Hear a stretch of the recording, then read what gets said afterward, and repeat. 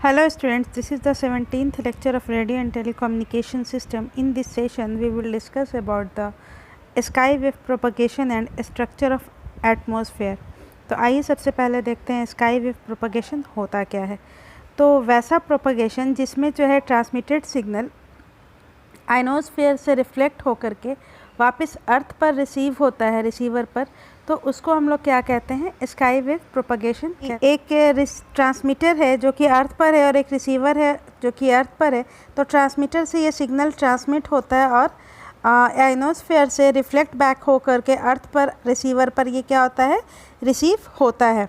Okay, ionosphere का जो distance होता है अर्थ से वो 50 से 400 किलोमीटर का हाइट पर होता है और स्काई वेव प्रोपगेशन का जो रेंज होता है वो 2 से 30 मेगाहर्ट्ज़ का इसका रेंज होता है। ठीक है, इससे आप लोगों को ये क्लियरली पता चलता है कि 2 मेगाहर्ट्ज़ से 30 मेगाहर्ट्ज़ का जो फ्रीक्वेंसी रेंज है इसको जो है आइनोस्फेयर आपका रिफ्लेक्ट करा सकता है। बट 30 मेगाहर्ट्ज़ से अबव का जो फ्रीक्वेंसी अगर हम लोग यूज़ करते हैं तो यहाँ पर क्या होता है कि वो जो है आइनोस्फेयर को पेनेट्रेट कर देता है और वो उसके आगे चला जाता है, रिफ्लेक्ट बैक नहीं हो पाता है। तो हमारा क्या होता है कि रिसीवर पर वो सिग्नल नहीं मिल पाएगा और हमारा सिग्नल क्या हो जाएगा, लॉस हो जाएगा। इसीलिए जो है हम लोग यहाँ पर रेंज फिक्स्ड रखते हैं 2 मेगाहर्ट्ज़ से 30 मेगाहर्ट्ज़ का फ्रीक्वेंसी जो है वो हमारा रिटर्न बैक अर्थ पर आएगा। और अगर हम लोग 2 मेगाहर्ट्ज़ से बिलो का फ्रीक्वेंसी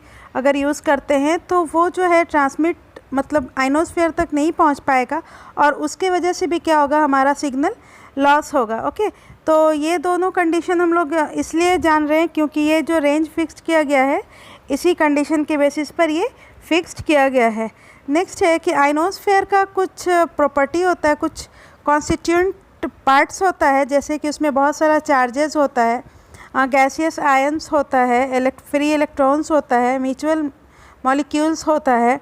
तो इसके कंसंट्रेशन के वेरिएशन की वजह से क्या होता है कि हमारा जो ईएम वेव जो आइनोस्फेयर पर जाता है वो बेंड करके अर्थ पर आ जाता है, या फिर हम लोग ये कहें कि रिफ्लेक्ट करके बैक टू अर्थ आ जाता है। तो ये जो है बेसिक रीज़न है हमारा ईएम वेव के बेंडिंग मैकेनिज्म का, ये जो है क्या है, एक्चुअल रीज़न है। ओके, कि जिसके वजह से हमारा जो है ईएम वेव बेंड हो करके वो अर्थ पर वापस आ जाता है। अब जो है स्काई वेव प्रोपगेशन में हम लोग जो है आइनोस्फेयर का यूज़ करते हैं प्रोपगेशन के लिए, कि ट्रांसमिटेड सिग्नल जो है आइनोस्फेयर पर जाता है और फिर वो रिफ्लेक्ट बैक होकर के अर्थ पर आता है। इसीलिए इसको हम लोग जो है आइनोस्फेरिक वेव प्रोपगेशन कहते हैं।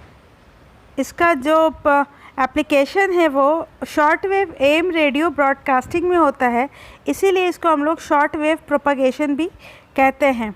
और नेक्स्ट है कि यहाँ पर जो आप लोगों ने प्रीवियस इमेज में देखा था कि जो एक पॉइंट से दूसरे पॉइंट पर सिग्नल ट्रांसमिट हो रहा है, या फिर ये कहें कि ट्रांसमीटर से रिसीवर पर सिग्नल ट्रांसमिट हो रहा है, और एक या तो दूसरा हम लोग ये कह सकते हैं एक पॉइंट से दूसरे पॉइंट पर सिग्नल ट्रांसमिट और रिसीव हो रहा है, तो इसलिए इसको हम लोग क्या कहते हैं, point two point wave propagation भी कहते हैं। अब एक बात आती है कि सिंगल हॉप, दैट मीन्स कि एक बार जब सिग्नल ट्रांसमिट होता है तो उसमें जो है सिंगल हॉप, इसको हम लोग हॉप कहेंगे। हॉप का मतलब होता है छलांग लगाना, या फिर कहेंगे पैर उठा करके जो रखते हैं हम लोग ज़मीन पर, तो वो एक हॉप कहलाता है। तो single hop sky wave propagation का सिंगल हॉप का जो रेंज होता है वो 4000 किलोमीटर का रेंज कवर करता है। और अगर हम लोग उससे ज़्यादा डिस्टेंस को अगर हम लोग कवर कराना चाहते हैं तो यहाँ पर जो है मल्टीपल हॉप्स जो है यहाँ पर हम लोग यूज़ करेंगे। आइए इसको हम लोग इमेज में देखते हैं। तो यहाँ पर आप लोग देख सकते हैं, ये दो इमेज है कि यहाँ पर जो है आपका जो सिग्नल का प्रोपगेशन है आइनोस्फेयर के हेल्प से, तो एक हॉप है, ये दूसरा हॉप है, ये तीसरा हॉप है, और फिर ये रिसीवर पर रिसीव हो रहा है। तो ये मल्टी हॉप जो है वो आपका सिग्नल का ट्रांसमिशन है। ठीक है, और यहाँ पर देखिएगा कि ट्रांसमीटर जो है वो एक हॉप में भी ट्रांसमीटर से रिसीवर पर जा रहा है और सेम रेंज के लिए क्या कर रहा है, मल्टी हॉप भी यहाँ पर यूज़ कर रहा है। ठीक है, तो ये जो है कि अलग अलग डिस्टेंस और अलग अलग जो आपका डेंसिटी का वेरिएशन होता रहता है आइनोस्फेयर के, उसकी वजह से जो है सिंगल हॉप या मल्टी हॉप जो है यूज़ करते हैं। Okay, as per requirement. Next है आपका कि जो यहाँ पर जो सिग्नल का डेविएशन हो रहा है या रिफ्लेक्शन हो रहा है, तो उसका बेसिकली वो डिपेंड किस पे करता है, फ्रीक्वेंसी ऑफ रेडियो वेव पे करता है कि हमारा जो है रेडियो वेव का क्या फ्रीक्वेंसी है, उस पर ये डिपेंड करता है। Angle of incident at which waves enter the ionosphere, that means कि हम लोग किस एंगल से यहाँ से ट्रांसमिट कर रहे हैं और वहाँ पर जो इंसिडेंट हो रहा है उस एंगल पर ये जो है डिपेंड करता है, ठीक है, इंसिडेंट एंगल पर।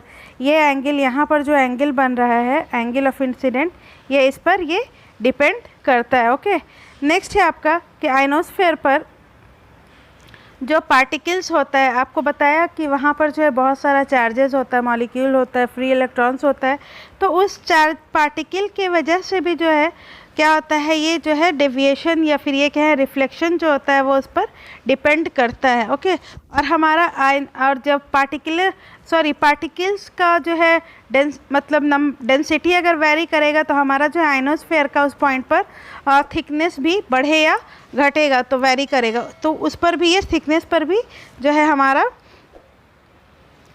डेविएशन आपका डिपेंड करता है। आप लोग यहाँ पर देख सकते हैं कि अलग अलग एंगल से ट्रांसमिट किया हुआ जो सिग्नल है वो अलग अलग डिस्टेंस को ये कवर कर रहा है। जैसे कि ये ज़्यादा एंगल से ट्रांसमिट किया हुआ है, इसका एंगल ज़्यादा है, तो ये जो है आपका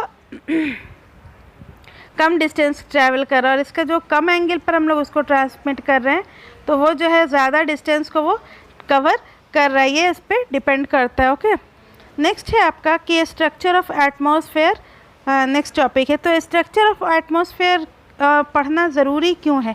तो जब हम लोग ट्रांसमिटिंग और रिसीविंग एंटेना का को जो हम लोग सिग्नल ट्रांसमिट करते हैं तो उसके बीच में जो मीडियम हम लोग यूज़ करते हैं, जैसे कि हमारा हो गया ग्राउंड वेव में ग्राउंड यूज़ किया, तो उसका प्रॉपर्टी पढ़ा हम लोगों ने कि ग्राउंड का परमिटिविटी, परमेबिलिटी, कंडक्टिविटी और जो है रेजिस्टेंस, जो भी उसका प्रॉपर्टी होता है उसके बारे में देखा था हम लोगों ने कि इसके वजह से क्या होता है।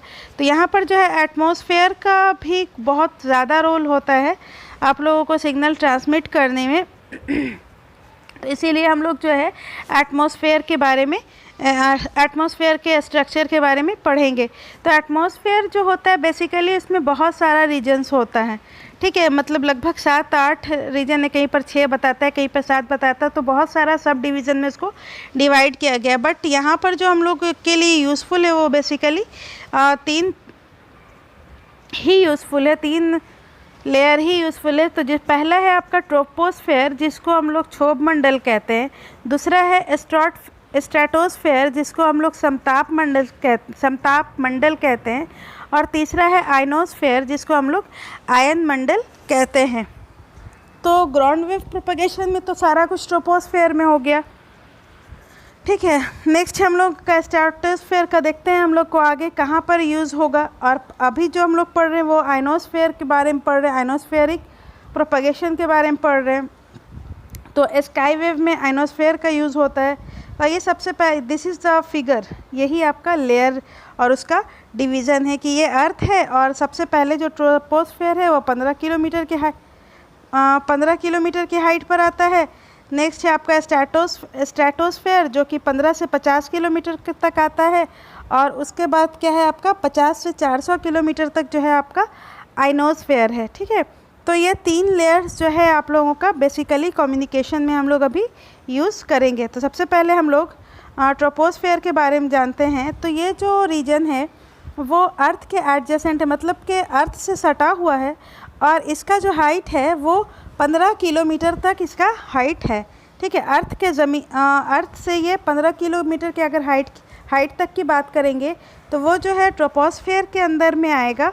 और इसका हाइट जो है वेरी करता है अर्थ सरफेस के अकॉर्डिंग।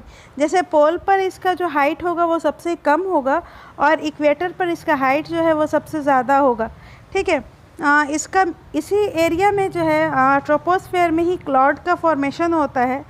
और इस रीजन का पार्टिकुलर ये कैरेक्टरिस्टिक है कि हम लोग जैसे जैसे हाइट पर बढ़ेंगे तो पर किलोमीटर बढ़ते हैं अगर, तो 6.5 डिग्री सेंटीग्रेड का जो है टेम्परेचर क्या होगा, घटता जाएगा। और यहाँ पर जो है गैस का जो कंपोजिशन होता है वो कांस्टेंट रहता है, 15 किलोमीटर के रेंज तक जो है गैस का कंपोजिशन क्या होता है, कांस्टेंट रहता है। जैसे हम लोगों को पता है कि हमारे एटमॉस्फेयर में बहुत सारे गैसेस पाए जाते हैं और सबका अलग अलग परसेंटेज है, तो उसी के अकॉर्डिंग जो है हमारा 15 किलोमीटर हाइट तक जो है गैस का कंपोजिशन ये कांस्टेंट रहता है। ठीक है, अब नेक्स्ट हम लोग देखते हैं स्ट्रेटोस्फेयर। तो स्ट्रेटोस्फेयर जो है ट्रोपोस्फेयर के जस्ट ऊपर का पार्ट है, इसको हम लोग समताप मंडल कहते हैं। तो समताप मंडल दैट मीन्स कि इसका टेम्परेचर जो है वो कांस्टेंट रहता है, इसीलिए इसको रीजन ऑफ काम भी कहते हैं, मतलब समान रहता है, शांत एरिया है। ठीक है, तो इसलिए इसको हम लोग क्या कहते हैं, रीजन ऑफ काम।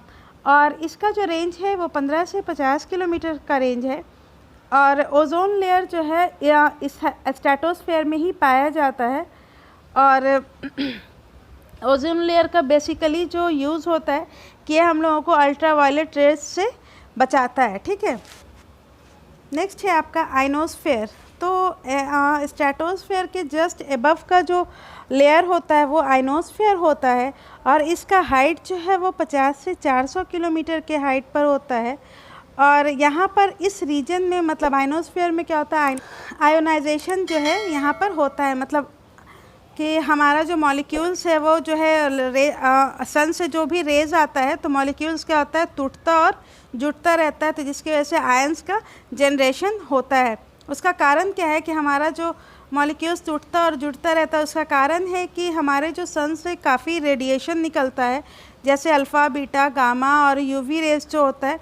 इसके वजह से क्या होता है कि हमारे मॉलिक्यूल्स को ब्रेक करने में और उसको आयनाइज्ड होने में क्या होता है, उसको हेल्प करता है। ओके, तो अब जो नेक्स्ट है कि यहाँ पर जो गैस का प्रेशर होता है, गैस अलग अलग गैस और प्रेशर की वजह से जो है आइनोस्फेयर का मल्टीपल लेयर्स में पाया जाता है आइनोस्फेयर।